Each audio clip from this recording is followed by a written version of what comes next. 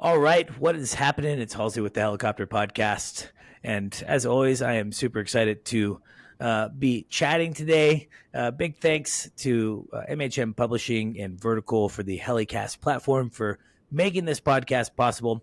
If you haven't checked out Helicast, please do. It's not just my podcast, but we have the Hangar Z podcast and the Real Rescue.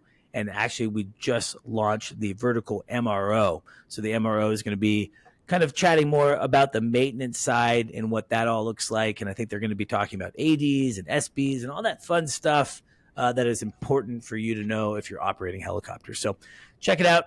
Today I'm joined by a friend, client, former kind of student, I guess more so Zach, but Devin Elder joins the Helicopter Podcast. Devin, what's happening? Halsey, what's up, man? Glad to be here. How are you? I'm doing really well, man. I was trying to kind of reminisce, like a little trip down memory lane of when we first started talking. And I don't know about you, but there's certain times where I just have a weird memory where like I remember when and where I was when I chatted with you for the first time. So yeah. I was walking through Gray Forest outside of Helotes with my wife. We're on a walk. You called and you inquired about buying a helicopter. And it was the first time that like someone locally had reached out. And I just remember thinking, oh man, this is so cool. Like I'll get to meet this person in person and kind of, be able to connect with them. And so it just worked out really well. We ended up helping you purchase an aircraft. We helped you with some flight training, and it's just been a really neat relationship. So how are things going, man? First off, how's business? How's Texas? I'm no longer in Texas. So what's going on? Yeah. No, business is good. Real estate stuff here of all stripes and flavors. Texas is great. We're kind of talking in middle of May right now, so it's still kind of cool. We're in that little sliver of spring that Texas has. Been pretty good flying weather. Just flew back from Port Aransas yesterday with my son, and little overcast, but VFR all the way home, and so it's good, man. Just kind of bracing for that Texas summer coming, which you, I'm sure, will miss. Definitely won't. It's been about 80 degrees here right now in Central Oregon. It's been lovely. Actually, I was just talking to Zach. I don't know. Have you caught on to like the cold plunge craze? Yes. Do you cold plunge? Yeah. So I'm trying to justify buying like this $3,500 cold plunge and putting it at this building I have downtown. And what I told myself was, let's just see how many times I get in the pool this winter, because that's free. Exactly. And I've been doing it, man. So every time I get the opportunity to get in a body of cold water, I do it. I take cold showers, which I know is not the same, but nah, man, I'm a huge advocate. So they say, the key to limiting your aging is to stress your body, right? Heat, cold, and starvation, right? So your body creates these natural responses to extreme heat, cold, and not eating that make you live longer. That's what some people say. And I think that makes sense. And we've gotten away from that. We're in this super comfortable zone all the time, right? Always full, always just the right temperature. And your body's not like creating any of these responses that are going to make you healthier. So, dude, I'm a total cold plunger. You guys just jump in a lake up there for that or what? Well, yeah. So I got the Deschutes River like 10 minutes from my house, and it's year round, summer or winter. It's about 51 to 52 degrees. Yeah. So it's like perfect plunge temperature. And so I've actually I've been on the train for 1 week of cold plunging. Okay. All right. I went from last Monday where I was in there for like 30 seconds and got out, was in horrible pain, to yesterday I was in for 20 minutes and loving every second of it. And then this morning I just I did like I'm just because of work and everything else. I can do about 3 minutes now in the morning, and it's just beautiful. It's a great way to start the day. I'm in this natural river, and Oh, anyway, I think with Texas and the heat coming up, I think that cold plunging is something that's even kind of more awesome. Um, so I don't know. I just had an idea. I'm like, I bet Devin does cold plunging. yeah, So I'm glad to hear I'm a that you do. fan. I'm a fan. It's Yep. it's pretty cool. Well, this is interesting because a lot of the people that I talk to on the podcasts, Devin, are guys and gals that have chosen helicopters to be their career. Day in, day out, they're flying all sorts of different missions, and or they're part of helicopter companies. And that's a little bit of a different, or a lot different MO than you and your experience. So you first contacted me, you were actually just learning how to fly.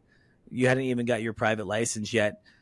I guess I'm Yep. curious because it's been a bit since we've talked about it, but I know that your business is real estate, and that's allowed you to now kind of expand and own a helicopter and own an airplane.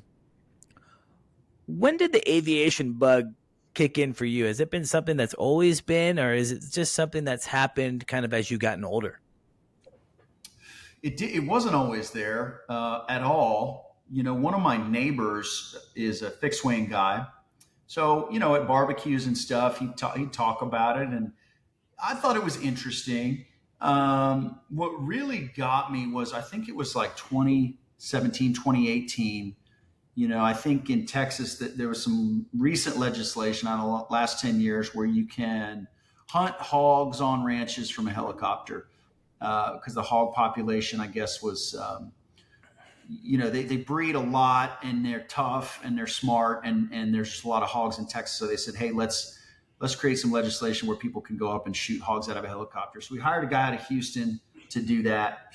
And it was probably one of the coolest things I've ever done. I mean, I was like, I can't believe we're in a helicopter with the doors off, me and my brother hanging out the left side of an R-44 with, semi-automatic shotguns and rifles. And it was, and then chasing hogs down. And then like the landowner wanted us to be doing that and even probably paid the pilot. And then we paid the pilot for the opportunity. So that was like, okay, this is amazing. But I really didn't get the bug till I did that one more time years later with my son down in South Texas with another friend of mine, Justin Mayer, that's a pilot. And that's when it really hit me. Justin was probably like early 20s at the time, and I just saw the way he was just had mastered this machine. And I'm looking at all the dials. I have no idea what anything's doing. And I'm a glutton for punishment. I like to pick hard projects and do them. And learn to fly a helicopter looked hard, and it was also super fun. And this also kind of coincided with having a bunch of real estate in South Texas. That was a lot of it was a long drive, which I don't mind, but I thought it'd be a lot more fun to fly around to.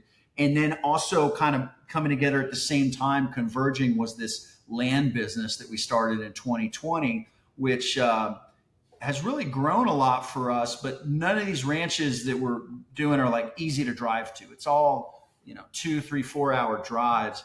And I thought, man, we could go see these ranches in a helicopter. Like that would be pretty cool. And so I'm a big fan of like finding a business excuse to pay for whatever it is you want to go do. I've kind of always done that with different businesses. And so the land business bought the helicopter, and that's what got me into it. That was the motivation behind it. Yeah, it's awesome. It's and that's something that in my business at Helicopter, we hear from clients all the time, right? The helicopter becomes a vital tool to assist in whatever their non-flying mission is. Surprisingly or unsurprisingly, real estate is a big client of ours, right? Especially when it comes to land and big land and ranches like you're doing. I mean, it's so easy to be able to utilize the helicopter to go from place to place, but we also work with a lot of construction companies. We work with, I know some guys in Texas that literally use a helicopter to go from their front door to their office, in New Braunfels. And it's like, because they want to live kind of further out in the hill country, and that's a long drive, and just being able to have the helicopter, and it's definitely a nice thing to have, and it's certainly a great tool for any business that can afford the tool and it's necessary. And I think that's what people kind of fail to forget is is I think I would have more clients if people realized how incredible helicopters were for their existing businesses, whether it's real estate or construction or just commuting. So we're trying to Community. kind of get that out there and try to encourage people to realize, how amazing it is. One thing that I've always imagined would be difficult, and I thought that you did a good job at it. I didn't do a ton of flying with you in the training. I know that Zach did a lot of it, but you and I did some ground together. One thing that I was impressed with was your ability to kind of shut off what you were doing in the real world and just focus on the flying and or the ground. What was it like to be a CEO of a very busy, successful business, being pulled in a million different directions? How did you kind of make training work for you that so you can kind of disconnect? Because I think it could be actually unsafe if you're not able to disconnect from your ground responsibilities. Yeah, it's a good question. It was not easy and it wasn't fun. I just remember going, I never liked school. I have a bachelor's degree, but I didn't like school ever my whole life. Wasn't a great student. So to go back to ground, I was like, oh, I remember this feeling. And I thought I was done with this in my life. Like I thought I was done with this 20 years ago, and we're back in school, and it was hard. A couple of things I think helped me. One is, I knew as CEO of this group of companies, there's lots of things I shouldn't be doing that I was getting pulled into. That's kind of, I think, the case for any CEO. So it helped me sort of flex this muscle or build this muscle of I need to be delegating more. And so when I've got a training block for 2 hours, that's it. Like if phones get going in airplane mode, like, there's no kind of check and text and getting back to the whiteboard, or check and text and getting back in the helicopter. So blocking it out, getting a little better at that delegation piece and disappearing for a little while. So there's that. And number two, I went and bought a helicopter pretty early on. So I was highly motivated. I owned a helicopter, and it pissed me off so bad that I couldn't fly it. And it was sitting there in a hangar. And that was very motivating. It was like this negative motivation of, dude, I own a helicopter. I'm paying for insurance and fuel and hangar. I think we paid cash for it. So, I didn't have a note on it, but that was very motivating let's get to the other side of the training. And then I'm a helicopter pilot forever. And so, to answer your question, it wasn't fun. It was hard, but it wasn't like, I had light at the end of the tunnel, and I literally already owned a helicopter, and I couldn't wait to go fly to these ranches or fly down to the beach house. So I had this big carrot at the end, I think, for the training that helped pull me through. Yeah, no, and I think I love the honesty, right? Because I talk about that on the podcast all the time. I was going as a professional, and I was just outside of high school. Like, so learning was like right there, but I sucked at school. I hated school, actually. Sure. Yeah. And so, I always thought, hell, man, flight school is going to be fun. You go and fly helicopters. And it's not actually the case. It's not that fun. It's the not. flying can be fun, but it's also super frustrating because it's such a silly machine. And I'm guessing, I guess as time, how many hours are you at now flying wise in the helicopter? I'm probably at 600 hours, and probably 100 of that's fixed wing. So pushing Wow. 500 hours in the So rotor. you've flown the pants off of the helicopter. That's awesome. Fly all the time. Yeah, every week. Isn't it? Are you starting to feel? I think it's around that 500-hour mark. Like you have to be careful a little bit because you start to feel so comfortable. But are you starting to see man, even when I got my private at whatever hours I was at, you've become such a better pilot just because of the practice? Absolutely. I mean, I fly all the time, and it's, I look at it as kind of a lifelong skill. And I look at it like, if things are going really well, I must be missing something. Let's run the gauge check again, or let's, whatever it is. So I guess I'm a pretty paranoid pilot still. And I feel like that's almost actually grown as I've gotten more hours. It's like, hey, I don't want to be this high time comfortable guy. I don't know if people get like that, but I don't want to be that guy. And so, but yeah, just kind of your intuition and your skill set and everything else, especially if you're flying regularly, which, like I said, I'm flying every week, and into different environments and, busy airspace and rural ranches and lots of off airports. So, I mean, definitely have progressed as a pilot, but I never want to be, I never want to let that get me comfortable. Yeah, I mean, it's really important. I think it's kind of funny. Like you get your private, there's almost like a silly arrogance about you when you get your private. I think everyone kind of falls into this, like, I got my license, and I remember I had an instructor that was he was from Europe, Germany, so you can imagine fairly blunt. Shout out to my Germans, love you guys. But one of the things I like about Germans is that they're direct. And I think what he Yes. told me is when I got my private, that was my license to kill myself, essentially. To go, like if you're going to go out and think that you're, hot shot, you're going to hurt yourself.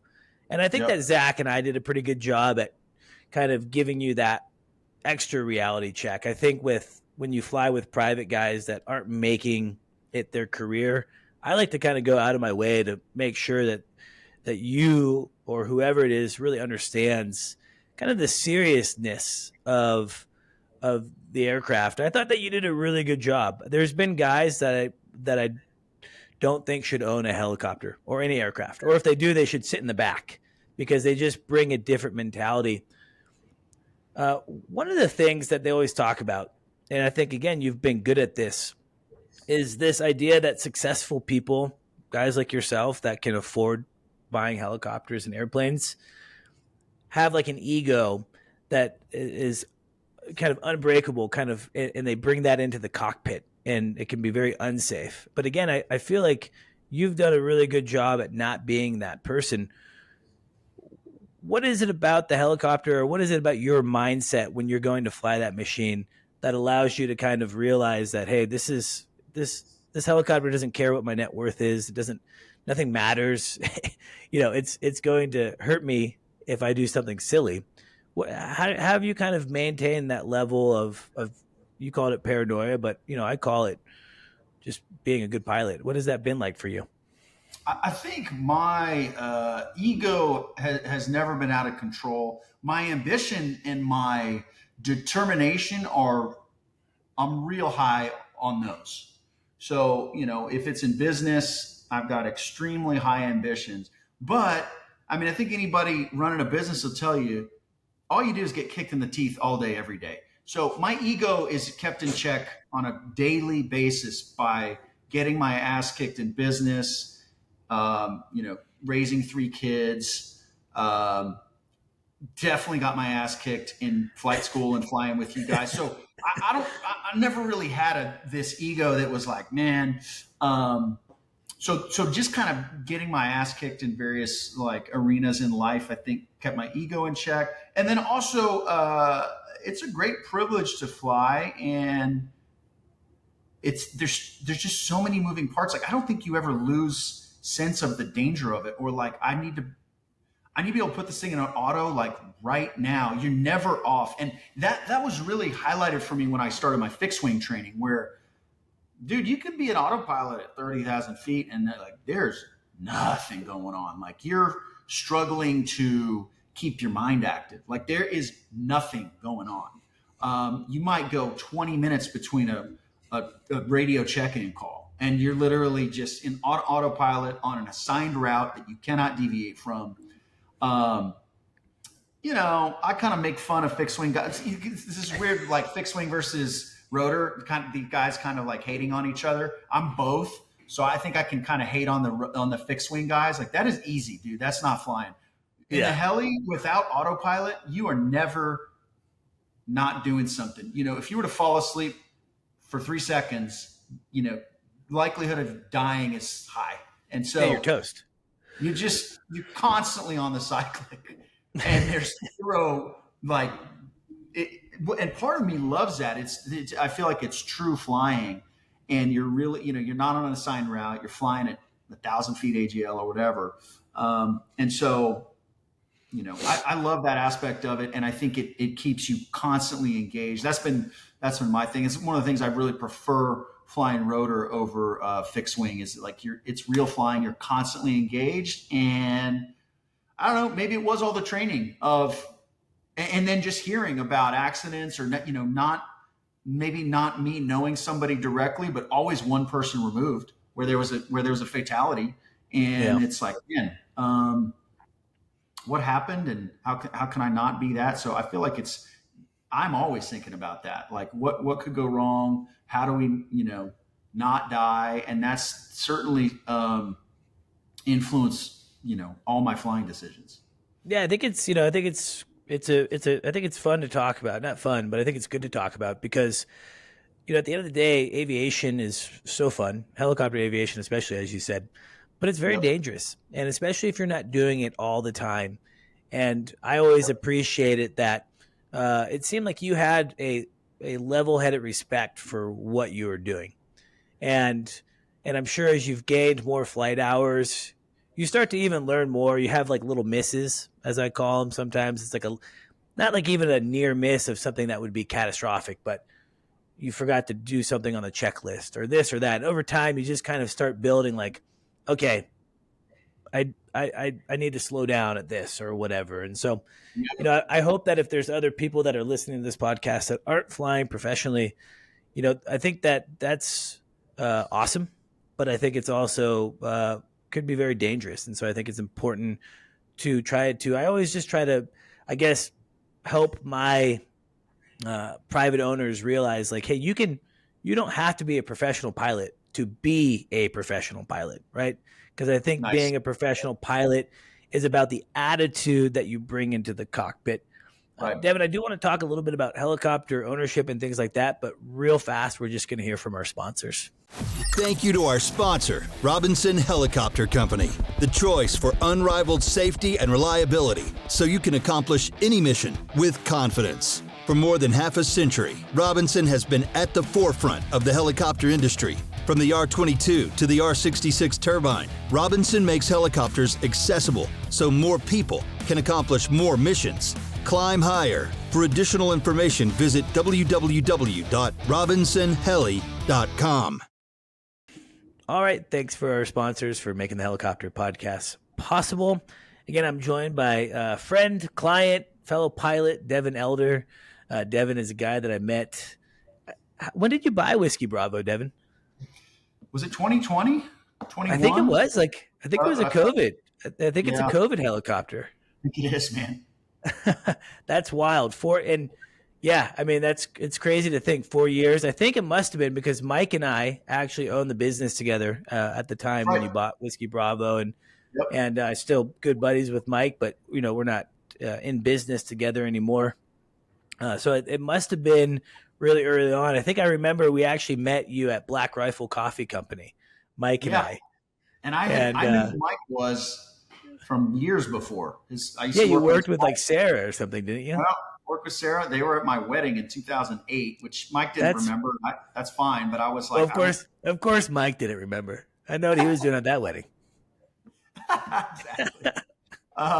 So that was just kind of funny. I was like, man, small little connection here. Yeah, that's super cool. Yeah, no, it's nuts. I can't believe it's already been 4 years.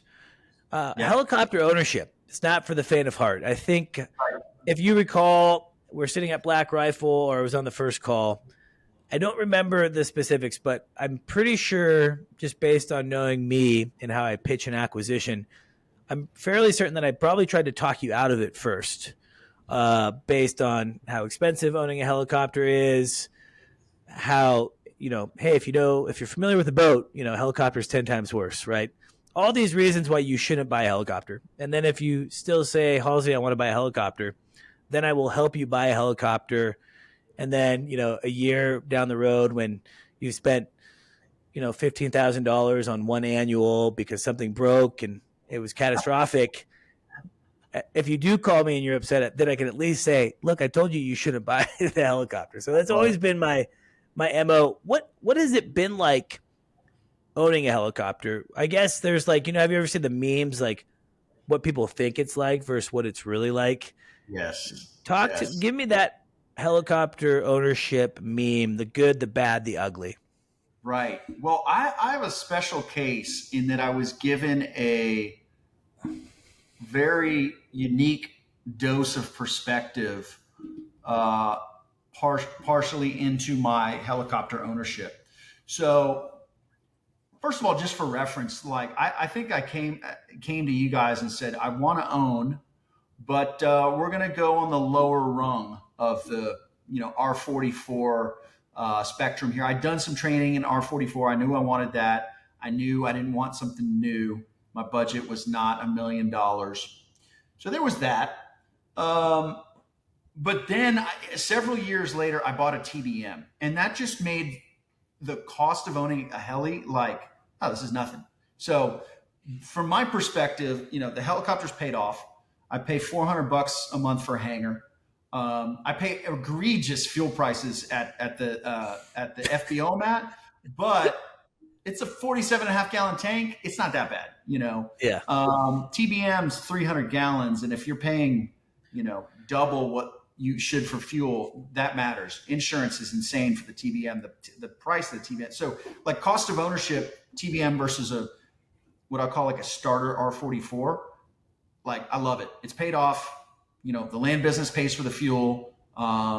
We do an annual, we do any other squawks that come up. And so, and it's pretty minimal hangar cost. And so, from that perspective, I think it's great. I also think as a fixed wing pilot, I don't fly fixed wing much, but the utility of the helicopter is outstanding. I mean, Viennese 130, just to put it in perspective, I was in Port Aransas this weekend. I flew my daughter down there, just her and I. She actually fell asleep.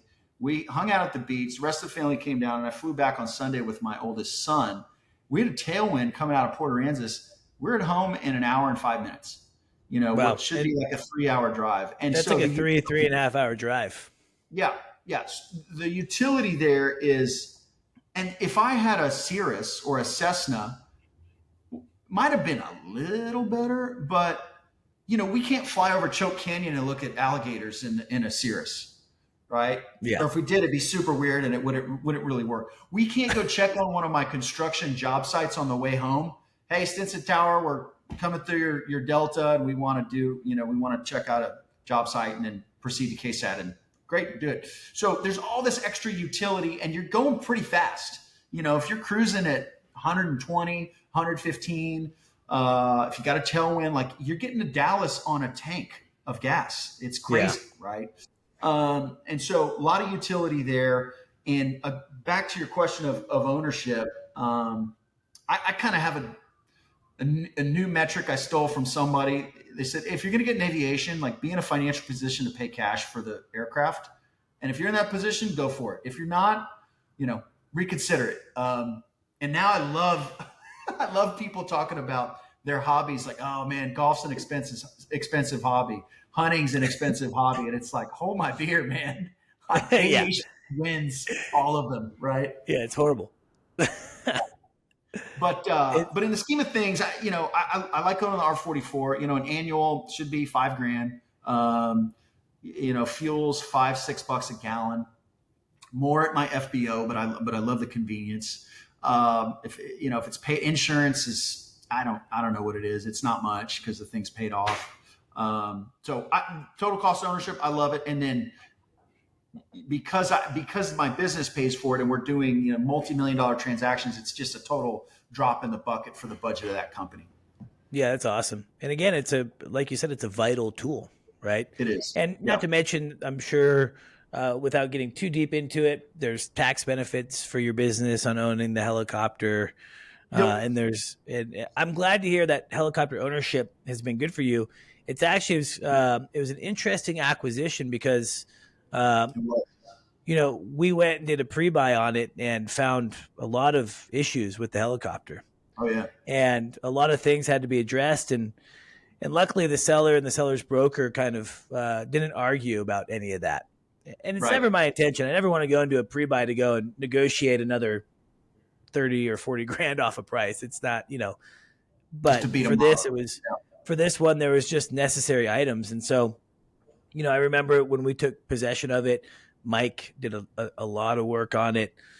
We got it kind of back to the tip top shape that Yep. it's been in.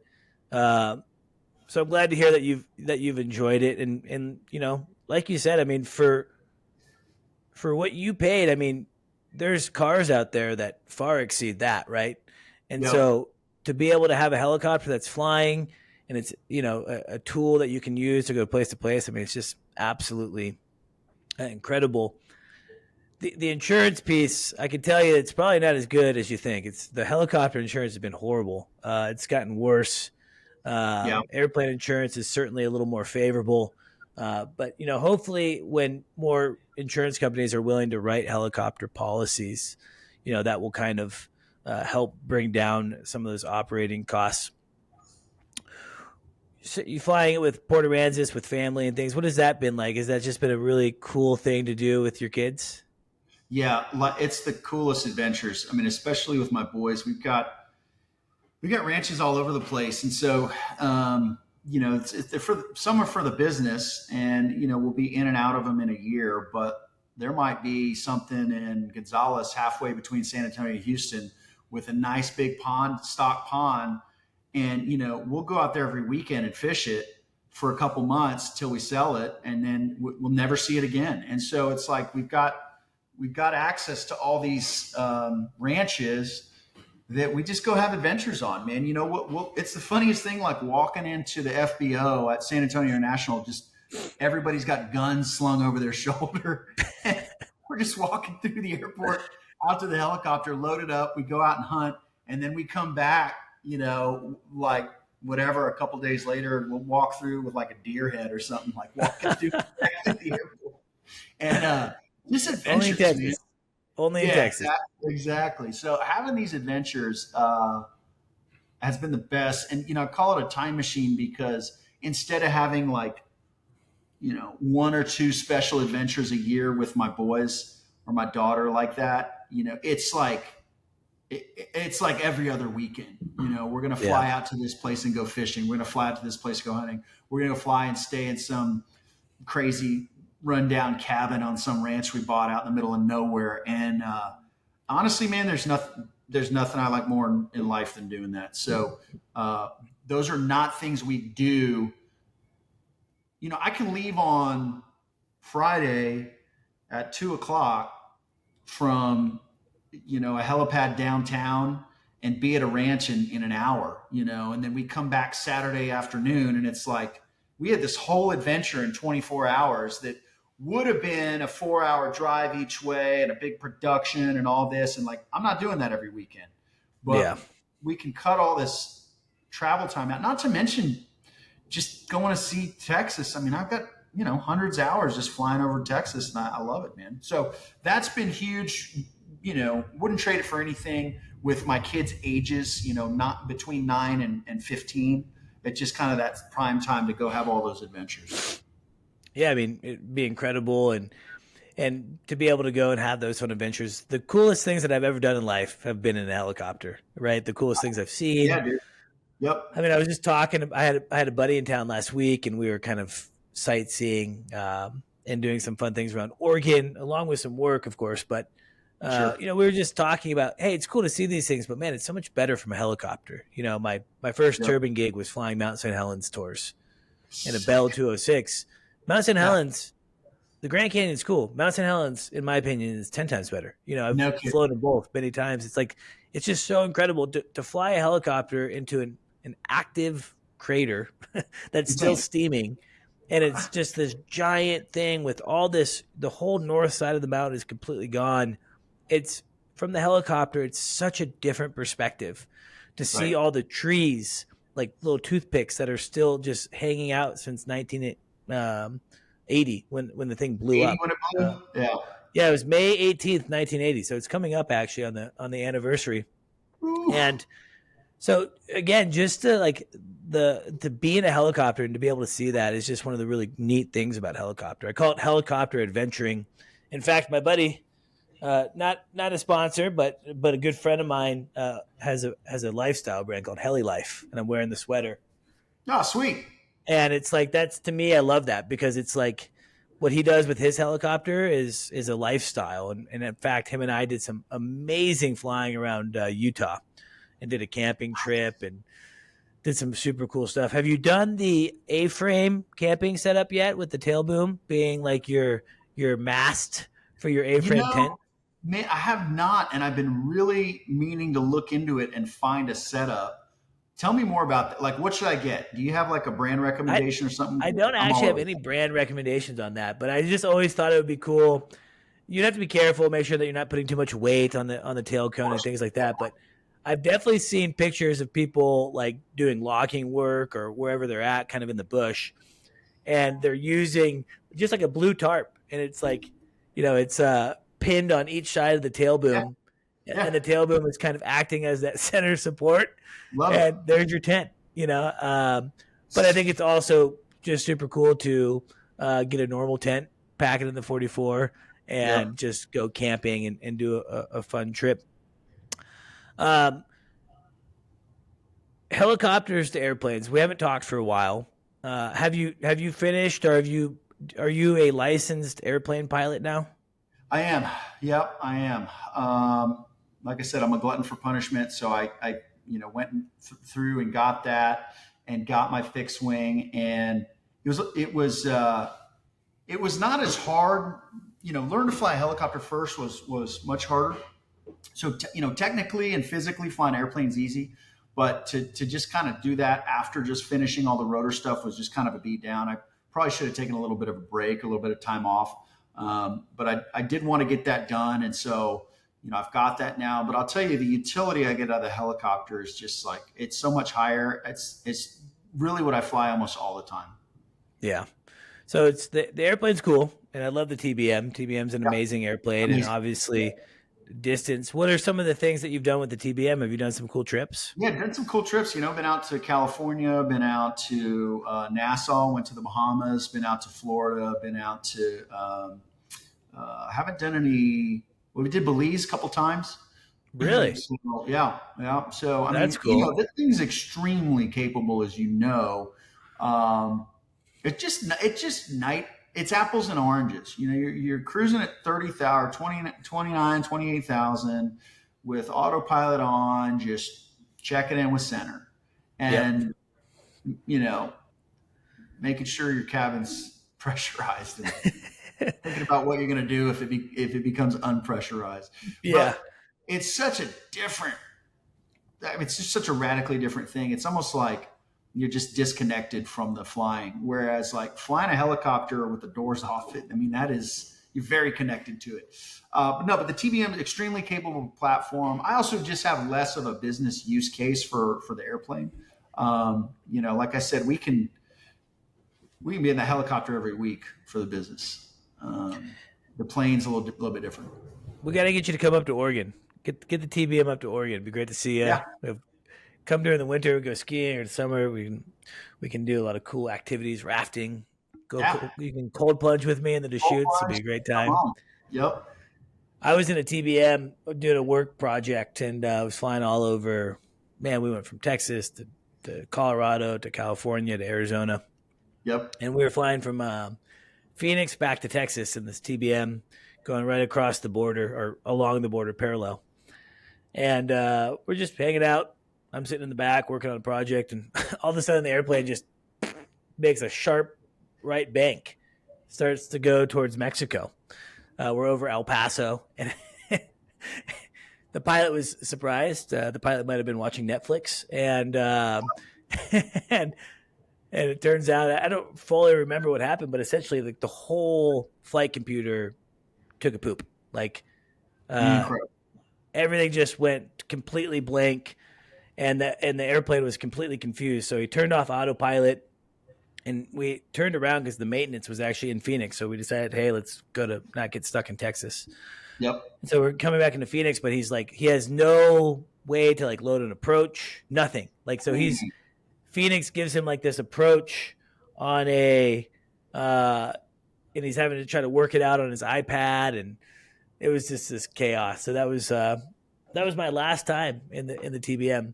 Oh, man. It doesn't take away my opinion of the TBM, because Sure. I think the TBM is like the coolest for what it is and what you pay. I mean, what an incredible machine! Best But bang for the buck, no it's doubt. incredible. I mean, 27,000 feet, 300 plus knots, depending on wind. Loaded up with Yep, your buddies or your family. It's just like it's incredible. pretty special. I would hope to be a TBM owner sooner than later. But it's still probably looking like later. But it's, I just think it's, such an amazing plane. One of the unique things about Texas is flying a helicopter during the winter versus flying in the summer. Have you noticed personally, like a kind of a bigger or at least a noticeable performance gap between the winter and the summertime? I'm in San Antonio, kind of in the middle of the state. It doesn't get real cold here, so there's not a lot. There's not a lot of time where I'm not flying because it's cold. And yeah, performance can be a little bit different. I think the biggest thing I think about is in the summer here. I don't have AC in my helicopter, so I'm flying a lot higher in the summer just to cool it off.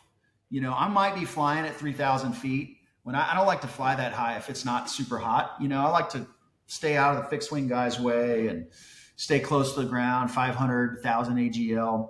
But in the summer, I will fly a lot higher. So that's different. Just the heat can be brutal. As far as just performance, yeah, if it's colder, maybe it's performing a little better. Sometimes my starts are a little crankier, on Whiskey Bravo when it's cold. So that's kind of the one thing I think about.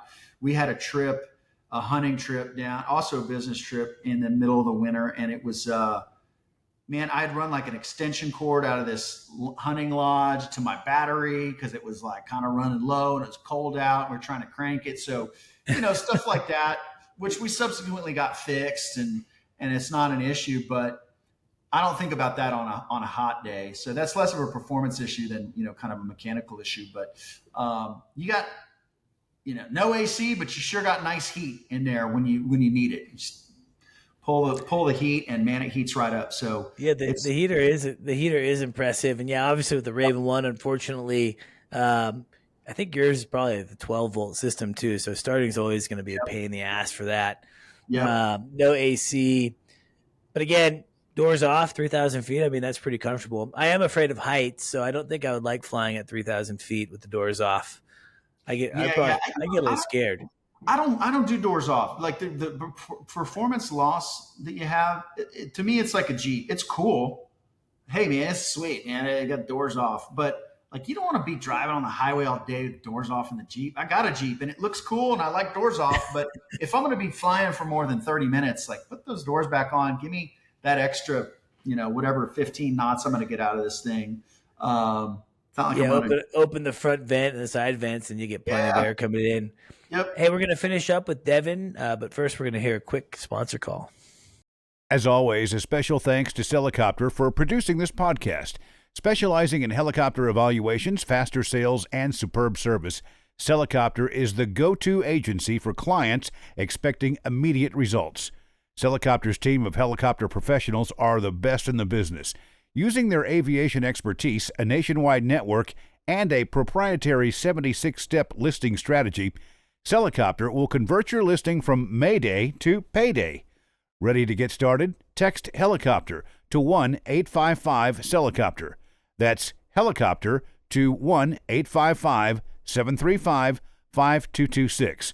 And a Celicopter pilot agent will reach out. Celicopter. List it, sell it, done. All right, guys, welcome back to the Helicopter Podcast. Hanging out with my good buddy Devin Elder.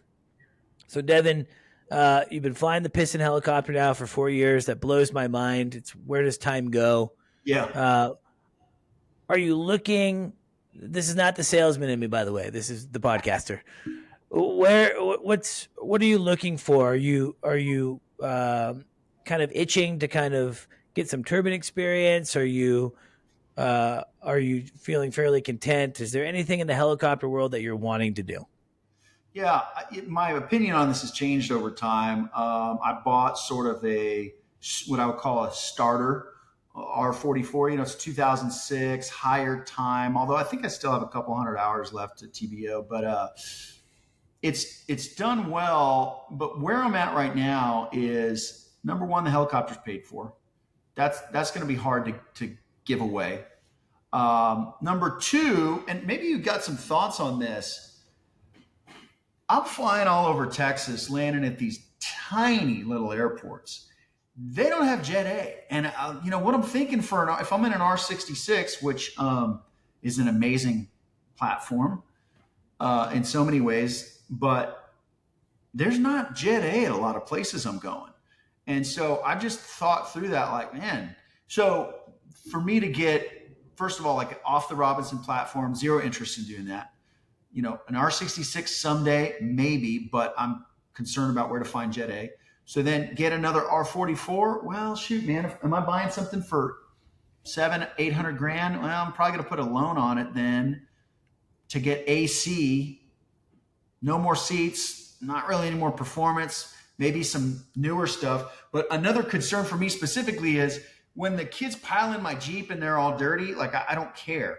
When they get in my nice new truck, I'm like, hey, no food, clean shoes.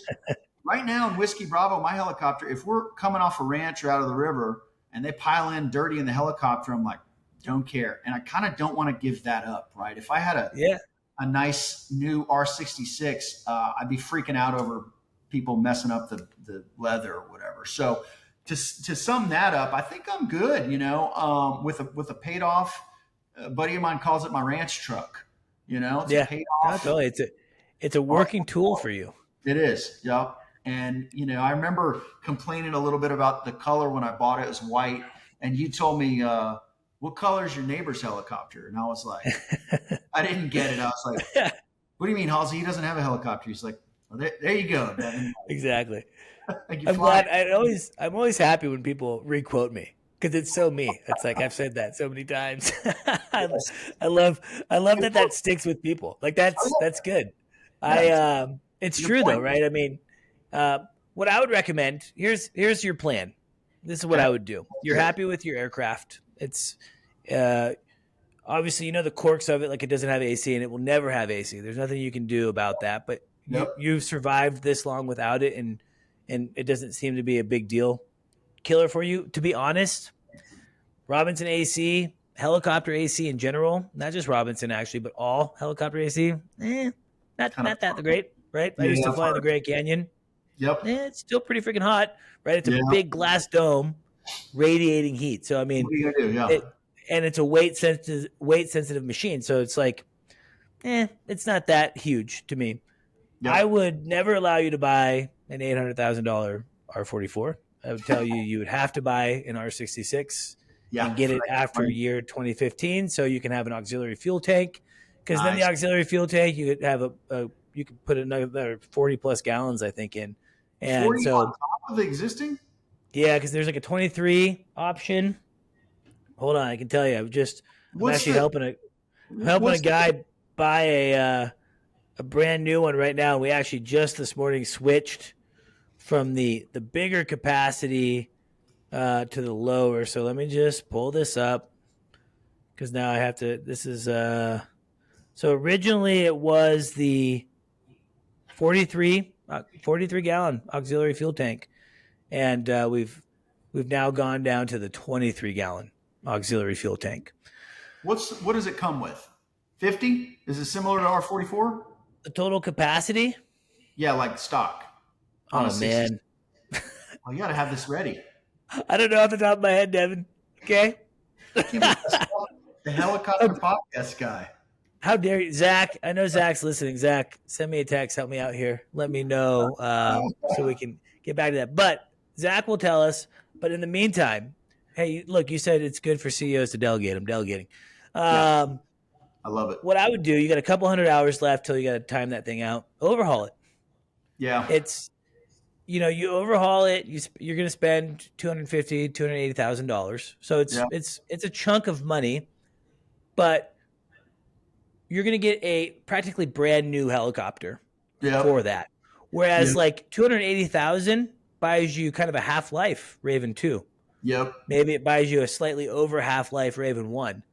So I would personally suggest overhaul the machine, paint it, that 280,000, you can get new interior, new paint.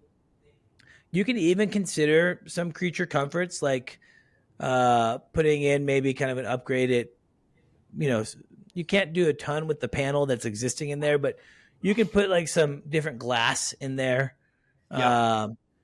You can upgrade the cockpit a little bit, put the newer seats in, and honestly make it a really nice, comfortable Raven 1 that has 2,200 hours and 12 years remaining, Love it. and Yeah. spend 280 grand on it. So when that time comes, come to me because I have some thoughts on where you should get it overhauled.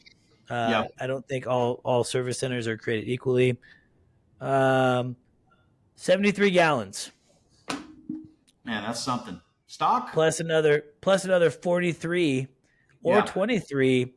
So I mean, you could be flying around for a long time, so that Oh, could yeah. help mitigate. But honestly, yeah, Devin, for your situation, man, you're happy with that helicopter, overhaul it, and just continue to love it and fly it and use it for as long as you can, Yeah. And if you're itching for some, I mean, for you, it's different, right? For a guy like me that wanted, flying helicopters was my career. Turbine time was a necessary thing. Like, For sure. as soon as I started flying piston helicopters, the first thing I was thinking about is like, when can I get in the turbine? Yeah. Turbine. Yeah. And I would be at my flight school, which was also a big 135 operator, and they would be flying their turbine helicopters, and I would be in the little 22, just like, oh, I want to fly Right. that so bad, So it was like this, I had to, But for you, it doesn't matter, right? The turbine time, it's not going to help you sell more real estate, right? It's not needed for your resume. So, I would suggest if you're happy with your helicopter, keep it forever. You're going to have to deal with my emails every 6 months because that's just how I do it. Send them. And, go from there. But, I think it's stick with what you like and do an overhaul, man. It'd be awesome. Yeah. Yeah, I love it. I wasn't aware of the capacity on R66, so that does kind of change the game. If you're doubling the fuel capacity. Yeah. You No, know. in fact, I forget what we're working this. I don't do new helicopter deals, but I was able to secure a spot for an early delivery because the original buyer flaked out or something. And so I'm working through this new helicopter purchase for some clients. Yeah. So it's a cool deal for them. They're not waiting the 2 years, right? They're waiting like the 18 or not 18 months. They're waiting 2 months. Right. And I think Matt said something about like 5 hours of flight time or something crazy, like with that big old auxiliary tank in there. I mean, you can just go and go and go. And so, for you, if you or someone listening to the podcast is concerned about the range or concerned about Jet A being a limited option where you're flying, know that 2015 and newer have provisions for the auxiliary fuel tank. You can get them installed. Sweet. Anything prior to 2014, 2015, you can't get the aux tank. Yep. Makes sense. So, but yeah, I mean, man, keep Whiskey Bravo. I think you should change the tail number though. I mean, don't get me wrong. I love Whiskey Bravo. We actually at Helicopter have another name for it. It's not PG, so we won't say that. But we do that with all helicopters. We make all in numbers inappropriate. But I think like a Delta Echo in your future. Maybe. I think it would be awesome. Yeah. Maybe you could put some, I don't know, something. Have to do something cool on doing Delta Echo. But anyway, Devin, it's been a pleasure catching up. I love to hear from you. Love to hear that you're loving the helicopter. Shameless plug, Helicopter is my business. I help people buy and sell helicopters. I've been doing it for about 6 years. Devin was an acquisition client 4 years ago. Since that time, I've grown the business to acquiring lots of Robinsons, but we're acquiring big helicopters all over the world. EC-135s from Germany and Sydney last year. We just finished our 4th Bell 206 sale of this year. So yeah, good things are happening, and I would love the opportunity to earn your business. And it's cool to catch up with clients like Devin. I truly love the coolest part about my job is I don't always have the opportunity to like connect with my clients. And you were a unique situation because we lived in the same town. So we really got that FaceTime. Devin has become kind of a mentor, for me in starting my business. I know in the past I would go to you, so I appreciate that. And it's just really neat to connect with helicopter people from all sorts of different parts of the industry. So I'm just thankful for your friendship, for your business, and just so excited to hear that you're enjoying the helicopter. Get in the TBM, fly up to Oregon. Please come see us. We'd love to hang out. I'm almost done paying off all this debt that I want to pay off. Good. And when I do that, I'm re-engaging in my investment. So I'm hoping that I can chat to you about that. If people do want to kind of see what you're all about, what's your podcast and kind of what is your business that you do? Yeah, sure. The podcast is the DJE podcast. And then if you Google DJE Texas, you'll see our website. We got an investment company in San Antonio. We do open up a lot of these investments, the land stuff we talked about. We do apartments, we do industrial stuff. We do open that up to investors to participate. So, there's a lot more details, but DJE is the name of the company. You can just Google DJE Texas and connect with us there. We'll put a link in the bio as well. I haven't personally invested with Devin, but I plan to. However, I have a buddy of mine that has now been invested with you for, probably 2 or 3 years. Yeah. And I just had coffee with him recently, and he's still invested and enjoying it. So it's a cool thing. And what is your podcast? Is it about becoming like a real estate investor like you, or is it more just about the industry as a whole? It is kind of real estate and alternative investments as a whole, and then kind of focus on entrepreneurs. So we're trying to just educate people that have not done any alternative investments. Maybe stock market folks that, hey, there's some other options out here in real estate. How do you get into them? Who's running these kind of things? Get into the nuts and bolts on it. That's awesome. Well, check out the podcast, guys. Check out Devin's business. Devin, thank you so much for hanging out. To our listeners, thank you for listening. Of course, you're the reason why we do the podcast. I always joke, I just thought my mom would listen. And it turns out more people listen. Yeah. In fact, this will be kind of in the past because this episode will release in a few weeks, but I'm going to be heading to Hillsboro Heli Academy this week. They've invited me to come and meet with their students and chat with them and do kind of a meet and greet, which I think is super cool. And it's just so fun to hear the response from the audience. So guys, thank you so much for listening. Devin, thank you for coming on the show. I know you're a very busy guy. Continue to fly safe, keep in touch. And again, thank you for listening to the Helicopter Podcast. Peace.